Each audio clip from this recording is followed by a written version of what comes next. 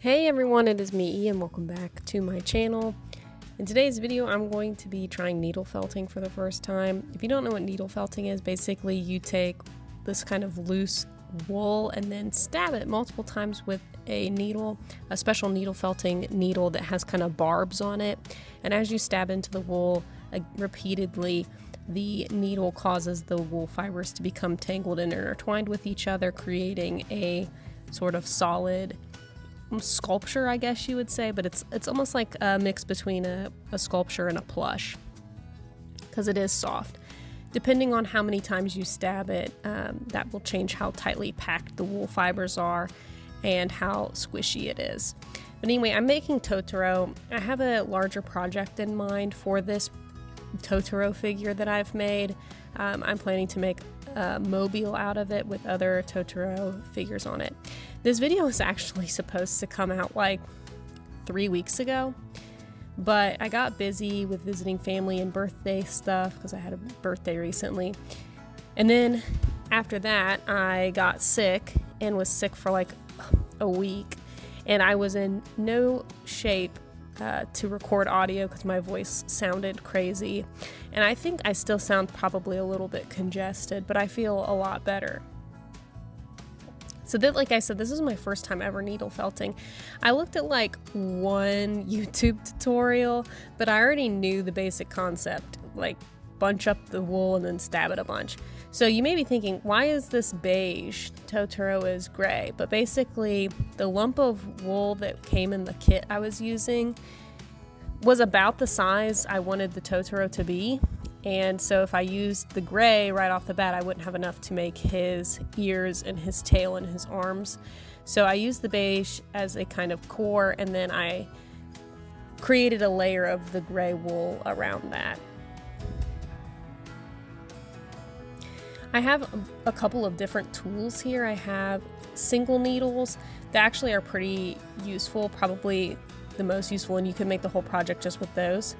I had like this multiple point needle, and so it had like 3 or 4 needles basically built into it. And this one I didn't really like at all. I feel like, I don't know, it just wasn't that effective. I thought, well, having 3 needles at once would make it more efficient, but it really wasn't. And then the last one is like this bigger one that has like 5 or 6 needles in it, and they don't stab very deeply. And this is really useful for kind of like flattening it down.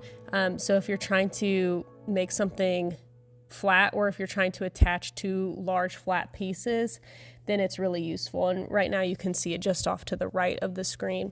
And I use this to attach his white patch on his belly later in the video, which you'll see.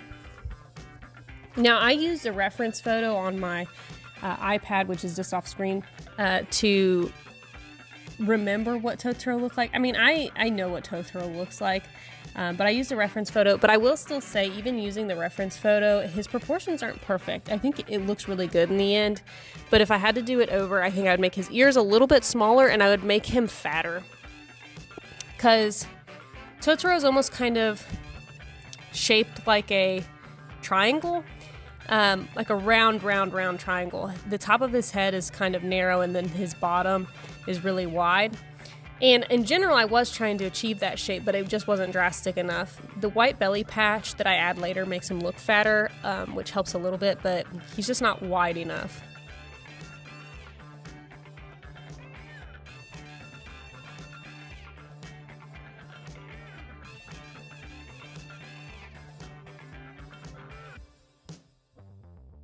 Now I'm making his snout, his nose area, and you can see I used the multiple needle tool to kind of help flatten and attach it to his face.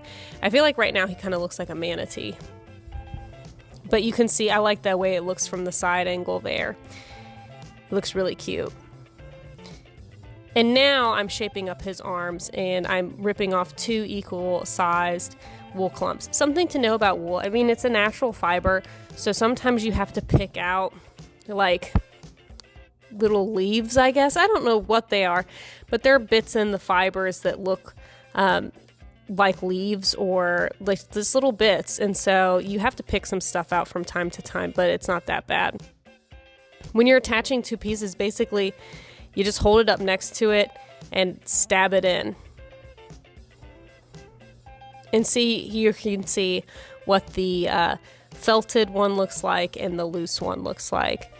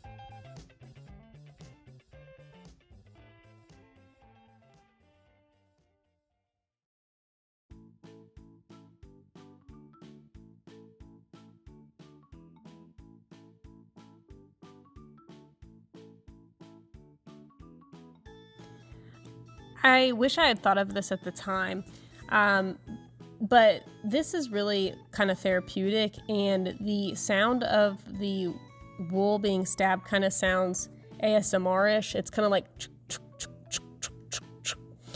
and if I had thought about it at the time, I would have made sure to record some audio of me stabbing the wool. But I was watching YouTube videos and like watching TV show episodes while I was doing this, and so I don't want to have that kind of audio in the background. So if I ever take up needle felting again, which I think I will for making the rest of this project that I'm working on, I'll try to record some audio that does not have anything in the background so you can hear the satisfying sound that it makes when you stab into the wool. And now I'm making the ears, which was probably the hardest part. And like I said, I think I made them a little too big, but overall, I think that they're still a decent proportion. A lot of official Totoro art and official Totoro plushes have kind of different proportions and different looks and different styles. So I think that mine is just a new interpretation.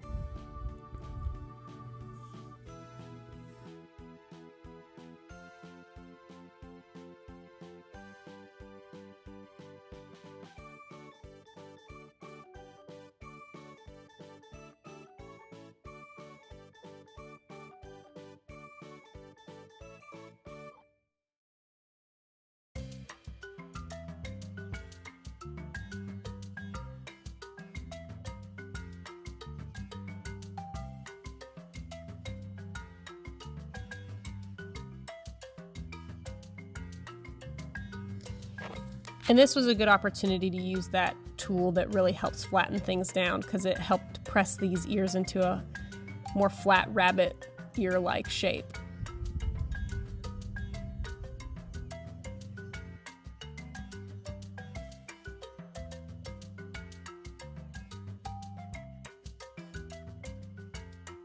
I will say I'm proud of myself. One of the things about needle felting that's particularly difficult for beginners, allegedly, is not stabbing yourself with the needle. I imagine that would hurt quite bad. But I did not stab myself once. I came close a few times, but I never poked myself and made myself bleed. But they do sell like basically thimbles or whatever you want to call them to protect your fingers. Ones that go over your forefinger and your thumb so that while you're holding your piece with your left hand, you don't stab yourself with your right hand. Or if you do, the thimble protects you.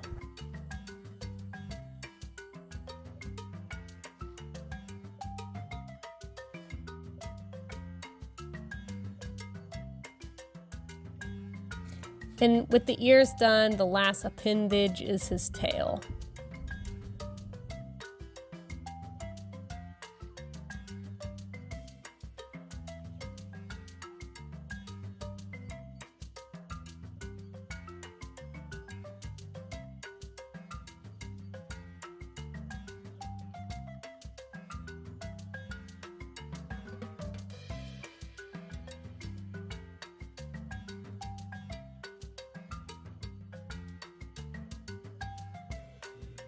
And after attaching each piece, I gave them a little wiggle to see that they were properly secured and they wouldn't be yanked off easily.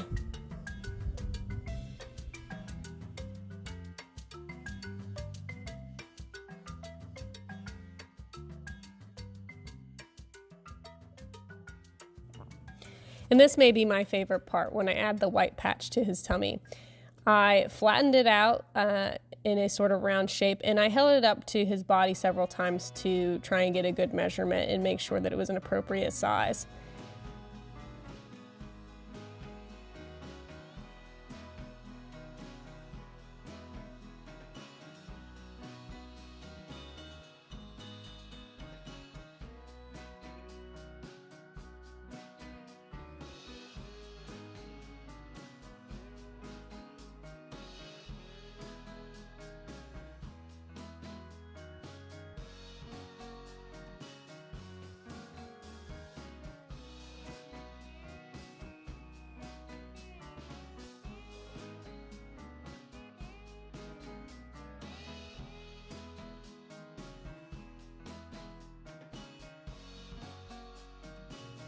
I had to add a few extra pieces to really get the shape perfect. But I think in the end it all kind of blends in well together.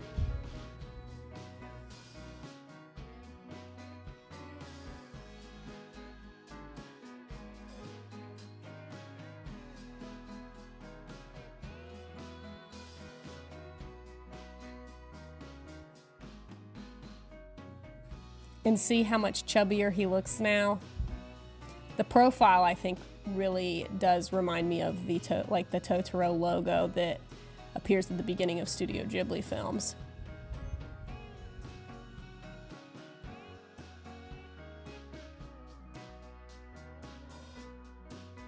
I gave him white irises, and before doing the pupils, I moved on to do the little arrow pattern on his tummy. And I just kind of used the needle to shape that. Then we do his nose and finally his pupils. And this is a little graphic, stabbing him right in the eye.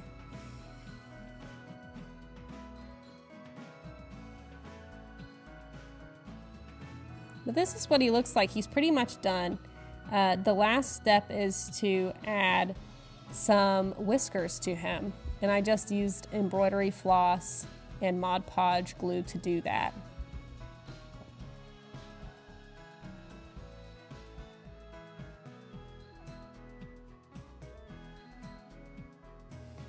The good thing about Mod Podge is that it dries clear.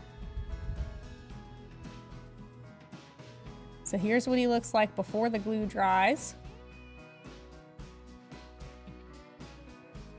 And here's what he looks like after.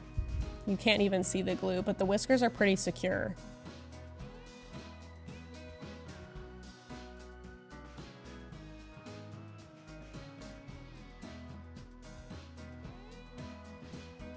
My favorite angle is definitely the side profile. He looks like that, just like he's supposed to. Well, that's it for this video. Thank you so much for watching and have a great day. Bye.